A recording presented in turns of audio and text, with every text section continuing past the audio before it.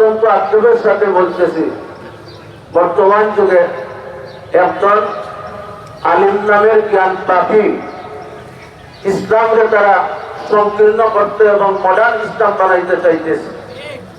গত 2 দিনের ভিতরে আমার কয়েকজন এনজার দেখাইছে যে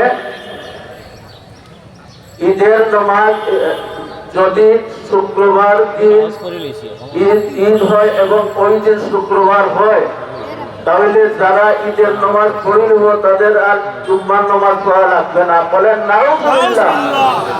আমাদের বাচ্চারা যারা আছেন আজ থেকে 50-60 বছর আগের মতো শুনছেন একটা বিষয়। দ্বিতীয়টা আমি বলতেছি, দ্বিতীয়টা তারাবির নামাজ 20 রাকাত বাপ দাদার আমল থেকে শুনিয়ে আইছেন, এখন কয় রাকাত বানাইছে?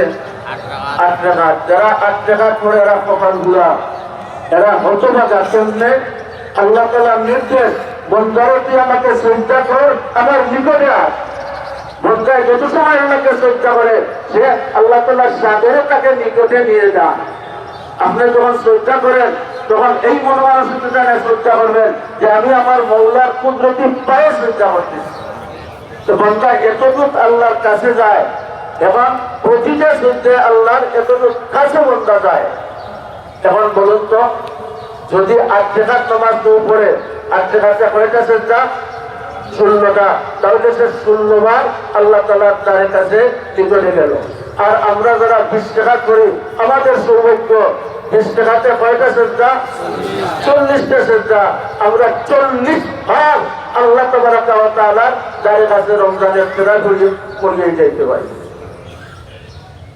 এই 20 রাকাতের তারাবির নামাজ কুরআন হাদিসের আলোকে, আইম্মায়ে আরবা 6 মাযহাবের ইমামগণের আলোকে তারাবির নামাজ 20 রাকাত, নবী করিম সাল্লাল্লাহু আলাইহি ওয়াসাল্লাম থেকেও সাবিত আছে 20 রাকাত, সাহাবায়ে কেরাম থেকেও সাবিত আছে। আল্লাহ আমাকে তৌফিক দিয়েছেন, মক্কা শরীফ মদিনা শরীফ ইতিকাফ করছি, কয়েকবার করছি, কয়েকবার ওই এই 20 রাকাত তারাবির নামাজ পড়ছি। আসুন এখন যারা বলে যে যদি ঈদের দিন শুক্রবার হয় তাহলে আর শুক্রবারের নামাজ পড়া লাগে না।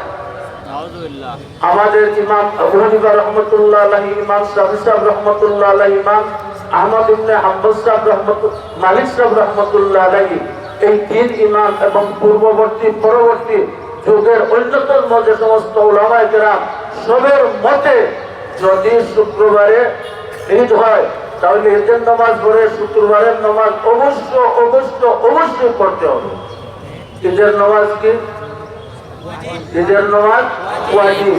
আর শুক্রবারের নামাজ কি? ঈদের নামাজ প্রমাণিত হয়েছে দলিলের জন্নি দ্বারা, হাদিস দ্বারা। আর জুম্মার নামাজ প্রমাণিত হয়েছে কোরআনের আয়াত দ্বারা। কোরআনের আয়াত দ্বারা যেটা প্রমাণিত হয় সেটা বড় না ছোট? তারা প্রথমে আমার কয়েকটা লেখা ফতোয়া দেখাইছে। প্রথমে তারা বলছে মুসলিম শরীফের একটা হাদিস আছে আব্দুল্লাহ ইবনে জুবাইর থেকে, কিন্তু মুসলিম শরীফে বারবার আমি নয়, ঢাকার বড় বড় মুফতি তারাও মুসলিম শরীফ কিতাব বার করিয়া এই হাদিস নাই। অবশ্য আবু দাউদ শরীফের মধ্যে একটা হাদিস আছে, কিন্তু সেই হাদিসের মধ্যে দূর দরাজ থেকে, বহু দূর থেকে, আওয়ালিয়ে মদিনা, বহু দূর মদিনা থেকে ঈদের জমাত পড়ার আগে সকালবেলা সাহাবায়ে কেরাম আসতেন। একজন সাহাবী একটা বললেন, ইয়া রাসূলুল্লাহ, আমি তো এত দূরে, আর গ্রামের জুম্মার নামাজ হয় না, সামান্য ছোট ছোট গ্রামের জুম্মার নামাজ হয় না, ইয়া রাসূলুল্লাহ আমার তো বাইক না গেল হয় না, আপনি যদি অনুমতি দেন তাহলে আমি আর জুম্মা পড়তাম না, আমার জোহর নামাজ বাইক যাব। ওই সাহাবীরে নবীজি অনুমতি দিত। এইটারে তারা ফ্যাক্টর বানাইয়া হয় নবীজি সাহাবীরে দিলেছেন অনুমতি। অতএব আর ঈদের নামাজ পড়লে জুম্মার নামাজ পড়া লাগবে না। হালাকে ওই দিন ওই ঈদের নামাজ আছে, নবীজি ঈদের নামাজ প্রথমে পড়াইছেন, আবার জুম্মার নামাজও নবীজি পড়াইছেন। ঈদের এবং জুম্মার তেরাত কি? ঈদের নামাজ ইমাম সাহেব বলে কিতা তেরাত পড়ে না, জুম্মার কিতা পড়েন? সুন্নত তেরাত কি? প্রথম রেখাতে সব পেশমা, দ্বিতীয় রেখাতে আল আতাকা হাদিসুল গাশিয়া। ঠিক তো ধরো জুম্মার নামাজ প্রথম রেখাতে সব পেশমা আর দ্বিতীয় রেখাতে আল্লাহ টাকা নবী করিম ইসলাম ওই দিন ওই ঈদের নামাজ পড়েছেন এই দুই সূরা দিয়া, আবার জুম্মার নামাজও নবীজি ওই দুই সূরা দিয়া পড়েছেন। তাহলে নবীজির আমল বড় না নবীজির রসদ দিচ্ছেন এক ব্যক্তি লাগে যারা উম্মতে নবীজির আমল রয়েছে। অতএব এই জাতীয় দোকানটাকে তারা চায় ইসলামের উপরে খালি সংকীর্ণ করিয়ে আনত, ছোট করিয়ে আনত।